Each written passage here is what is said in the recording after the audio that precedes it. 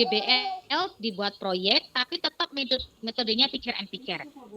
Picture and picture-nya bisa Bapak Ibu tempelkan di kertas yang warni, kemudian buat poster boleh, dibuat mading boleh, atau dibuat jurnal juga boleh. Itu kan proyek. Proyek itu tidak harus yang besar.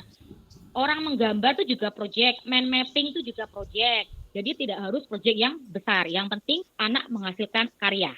Gitu nggih? Sampai sini bisa dipahami? Nggih, Bu.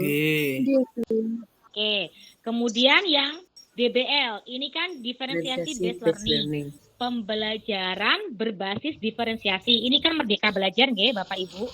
Nah, Merdeka Belajar itu kurikulum yang berdasarkan anak-anak yang beraneka ragam.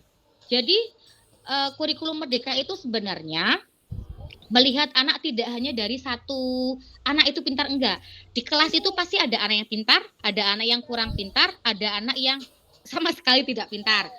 Ada anak yang suka dengan video, ada anak yang belajarnya dengan melihat, ada anak yang belajarnya sambil gerak, kinestetik, ada anak yang belajarnya sambil makan misalkan. Dan itu keragaman oleh anak semua. Maka pembelajaran berdiferensiasi ini sebenarnya pembelajaran yang sesuai minat dari anak-anak. Lah kalau picture and picture gimana, Bu? Nah, Bapak Ibu bisa menjadi fasilitator. Bapak Ibu misalkan membuat terserah anak-anak, silakan kali buat kelompok atau Bapak acak kelompoknya, kemudian diskusikan dengan kelompoknya. Kira-kira ini mau menempelkan apa, mau membuat apa yang bisa untuk praktek sholat.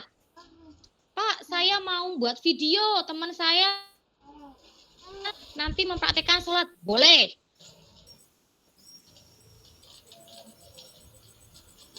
Saya lebih suka menerangkan, jadi nanti saya presentasi, monggo. Nah, itu DBL, diferensiasi based learning. Jadi pembelajaran berdiferensiasi. Jadi satu pembelajaran bisa untuk beraneka ragam siswa. Itu ininya DBL nggih. Oke, sampai sini bisa dipahami nggih Bapak Ibu? Kemudian yang terakhir, yang TPACK, ini sebenarnya Bapak Ibu pasti semua di modul ajarnya ada TPACK. Teknologi, pedagogik, content, knowledge. Bapak Ibu pakai PPT sudah termasuk teknologi, ya kan? Bapak Ibu pakai video pembelajaran dari YouTube sudah termasuk teknologi. Sebenarnya sudah masuk ini. Nah, jadi tinggal misalkan Bapak Ibu menampilkan video pembelajaran tentang sholat. Kemudian setelah itu, oke anak-anak, setelah anak-anak melihat video, maka sekarang yuk kita gambar boleh atau kita sambungkan gambar-gambar di sini menjadi manfaat sholat fardu, atau kalau bukan gambar tulisan. Nah, atau boleh menggunakan mind mapping yang tetap picture and picture, atau boleh menjodohkan kartu. Nah, manfaatnya kira-kira apa ya? Yang bukan manfaat yang mana, yang manfaat yang mana, itu boleh. Tapi tetap menggunakan metode picture and picture. Ngoten nggih? Nah, terus kemudian Bu, lah katanya tidak 4 siklus, tapi 3 siklus. Ya, sekarang kita menjadi 3 siklus, bukan 4 siklus. Karena kalau 4 siklus, saya kira Bapak Ibu kesulitan. Jadi, kalau saran dari saya pribadi, yang bisa dipilih untuk siklus adalah, saya hapus dulu nih Bapak Ibu, yang bisa dipakai untuk terus, saran saya yang pertama adalah PBL. Karena Bapak Ibu sudah bisa ya PBL. Kemudian PJBL. Setelah itu apa? TPACK. Ini semua modulnya Bapak Ibu pasti sudah ada TPACK. Loh, kok DPL enggak, Bu? DBL itu kalau Bapak Ibu mau silakan. Oh, saya tertantang, Bu. Saya sudah bisa, monggo. Tapi saran saya, kalau misalkan Bapak Ibu masih belum menguasai, saran DBL, PJBL, dan TPACK saja.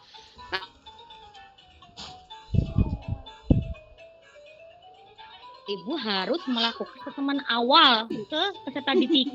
Bapak Ibu harus tahu nih, mana gaya belajar anak didik Bapak Ibu yang visual, mana yang audio. Nah, itu kan membutuhkan waktu yang lama ya.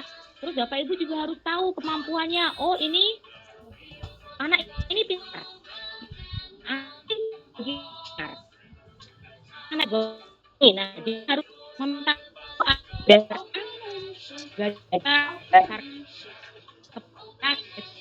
itu Bu, kalau saya dipilih ya DF, JBL dan TPACK. Putus-putus. Halo? Iya, Bu, putus-putus. Oh, putus-putus.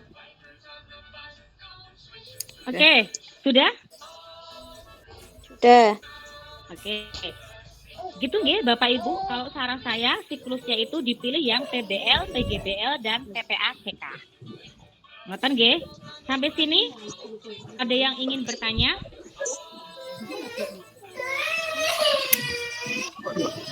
Siklusnya juga ya Bu. Gimana? Nggak dengar sama sekali Bu saya.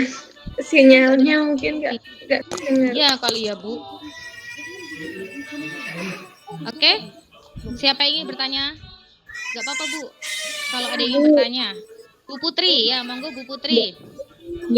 Ibu, maaf sebelumnya untuk yang JBL itu tetap diupload nggih Bu videonya?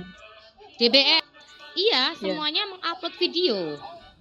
Tetap diupload dan untuk laporan PTK dan lembar kerjanya Ibu upload saja. Misalkan lembar kerjanya yang waktu DBL Ibu upload, PTK-nya boleh Ibu upload, yang di PJBL juga boleh, yang untuk DBL ya, untuk siklus yang di DBL. Yang penting ada tugasnya gitu. Iya Bu. Oke. Oke, ada lagi?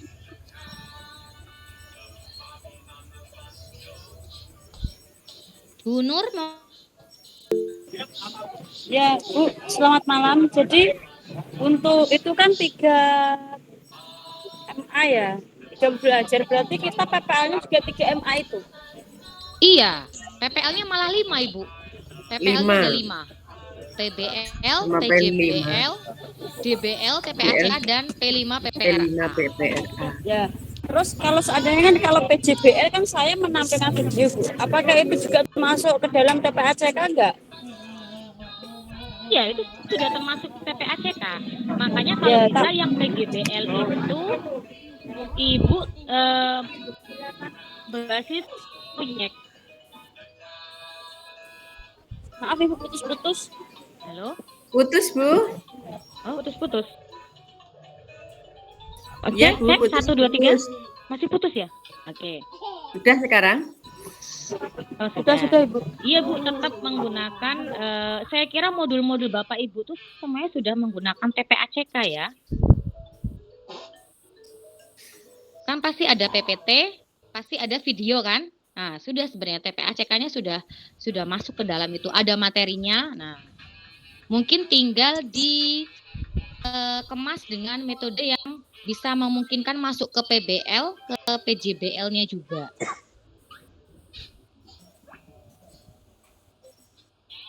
Ada yang ingin bertanya lagi, Bapak Ibu? Maaf Bu, mau tanya, itu apakah DBL itu harus selalu berpacu pada auditori, kinestetik, dan juga satunya lagi itu Bu? Oh, enggak Bapak. Jadi diferensiasi itu kan tidak hanya melihat gaya belajar. Ini saya mencontohkan. Bisa juga dengan diferensiasi ini misalkan keberagaman. Ada anak yang tidak bisa bahasa Indonesia atau apa gitu. Atau bisa juga dengan minat dan bakat mereka. Bisa juga dengan keberagaman. Yang penting pembelajaran keberagaman. Atau bisa juga dengan tingkat EQ. Tingkat EQ anak kan masih berbeda-beda kan. Nah, itu bisa menjadi diferensiasi. Jadi bagaimana caranya Bapak Ibu bisa mengajar dengan beraneka ragam peserta didik dari tingkat EQ-nya, kemudian ya keberagaman peserta didik Bapak Ibu pasti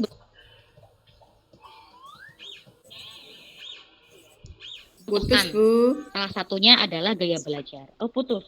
Ya, salah satunya adalah gaya belajar. Kalau misal pengelompokannya itu berdasarkan pemahaman siswa, misalkan siswa dengan pemahaman rendah, pemahaman sedang, dan pemahaman tinggi, itu bisa berarti? Oh bisa Bapak. Iya, berarti itu kan termasuk intelijensi kan, pemahaman anak bisa itu.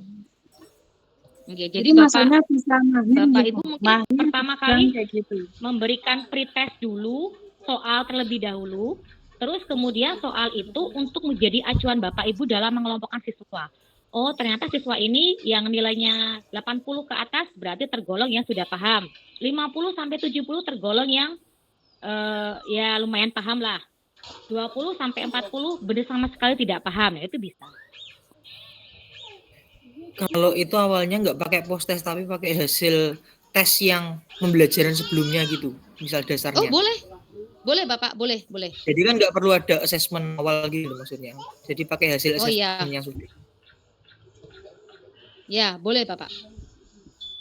Ya makasih Bu. Oke, ada lagi yang ingin bertanya? Tambah bingung atau tambah gimana Bapak Ibu? Bingung Bu. Oke, Bu Tanya, Nurul Bu. monggo. Ya, Bu Pak Nurul Nurul. lagi Pak Nurul, mohon maaf. terkait Bu, diferensi tadi. Berarti kan Oke. kita awalnya itu kan melakukan asesmen diagnostik Bu ya. Hasilnya dikelompokkan, terus per kelompok berarti kan tugasnya berbeda-beda berarti Bu ya. Iya. Sesuai dengan tingkat kemampuannya siswa. Iya. Iya Bapak, sesuai dengan tingkat kemampuan siswa. Ya Bu. Misalkan tadi contohnya Pak Rizky, tadi ada yang paham, ada yang tidak paham, ada yang sama sekali nggak paham. Nah nanti hasilnya itu nggak apa-apa ditampilkan misalkan. Jadi itu nanti bisa buat refleksi bersama-sama. Atau pakai menggunakan gaya belajar juga bisa. Jadi nanti dikelompokkan anak-anak yang suka dengan gaya belajar kinestetik gerak, berarti praktek atau apa. Kemudian anak yang suka dengan video, berarti dia nanti membuat video. Misalkan anak yang suka TikTok lah, membuat video konten tentang penjelasan tahapan. Anak yang suka apa ya? Satu lagi ada anak yang suka tentang audio. Nah, nanti kemudian rekam tanya. Jadi dikelompokkan berdasarkan boleh gaya belajar, boleh tingkat pemahaman, boleh apa ya, keanekaragaman peserta didik Bapak Ibu lah. Ngoten Pak Nurul. Gimana? Ya Bu, salah paham Bu. Oke. Ada lagi Bapak Ibu? Bu Purwati monggo. Sudah Bu. Oh sudah. Ya. Ada lagi yang ingin ditanyakan? Untuk PTK-nya Bu. Gini Bapak. Oh PTK-nya. Nah Bapak Ibu kemarin kan sudah membuat proposal nggih? Proposal itu kan isinya 1 sampai bab 1 sampai bab 3. Iya. Nah, jika proposal PTK Bapak Ibu sudah menggunakan metode, maka itu kabar membahagiakan bagi Bapak Ibu untuk tidak merevisi. Tetapi jika proposal PTK Bapak Ibu masih menggunakan model, maka Bapak Ibu harus lebih giat lagi untuk merevisi. Ngoten. Tapi insya Allah Modal madil Bu. Modal model. Jadi gini, satu lagi, contoh misalkan gini. Contoh boleh PTK, judul PTK itu yang kita bisa membedakan dengan judul lain tuh kalau di PTK pasti ada kata-kata peningkatan ataupun meningkatkan. Itu satu cirinya dari PTK. Jadi misalkan boleh peningkatan atau meningkatkan terserah. Misalkan penggunaan penggunaan metode Katsot dalam meningkatkan hasil belajar materi materi warisan pada kelas berapa misalkan. Atau boleh upaya meningkat metode feature and feature. Nah, boleh seperti itu. Jadi yang penting ada kata meningkat, ada kata tingkat, boleh meningkatkan, boleh peningkatan. Ngoten. Gitu nggih? Nggih, Bu. Nah, bagi yang PTK-nya masih model, saran saya nanti PTK itu kan dikumpulkan di akhir PL nggih, kalau nggak salah. Jadi Bapak Ibu bisa mikir dari sekarang ganti modelnya diganti dengan metode lebih memudahkan. Pelan-pelan. Ngoten nggih Bapak Ibu. Jadi besok kalau bisa modul ajar PBL segera diunggah. Makanya tadi saran saya jangan semua modul diunggah, karena pasti nanti Bapak Ibu akan merevisi. Jadi pelan-pelan, satu dulu. Oh, dikira ini sudah bagus, terus pasti kan saya yakin Bapak Ibu juga pasti capek banget ya. Saya juga menyadari. Jadi kalau orang dalam keadaan capek, pikirannya pun pasti akan bingung. Iki piye ya Pak Iki. Nah, makanya pelan-pelan dulu. Mungkin malam ini Bapak Ibu, kalau modul ajarnya sudah sesuai metodenya, silahkan diupload. Tapi kalau belum sesuai, cari metode pembelajaran yang sekiranya Bapak Ibu menguasai. Yang gampang, yang bisa dijadikan PBL, bisa dijadikan PJBL, dan ada TPACK-nya. Gitu. Bermain kartu itu bisa, kemudian demonstrasi pun bisa, apalagi indeks card match juga bisa, apalagi ya, banyak metode pembelajaran yang bisa digabungkan antara PBL, PJBL, dan TPACK. Kalau TPACK saya yakin Bapak Ibu pasti semuanya menggunakan, karena ketika Bapak Ibu menerangkan, ada video, kemudian menerangkan pakai PPT, itu sudah PPACK sebenarnya. Jadi tinggal memikirkan bagaimana metode itu bisa untuk PBL, bisa untuk proyek, bisa untuk berbasis masalah, tapi juga ada hasilnya, ada hasil proyeknya, gitu Bapak Ibu.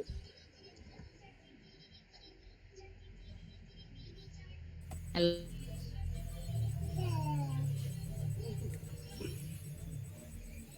Gimana Pak Bayu? Sudah bisa dimengerti Pak Bayu? Sampun Bu.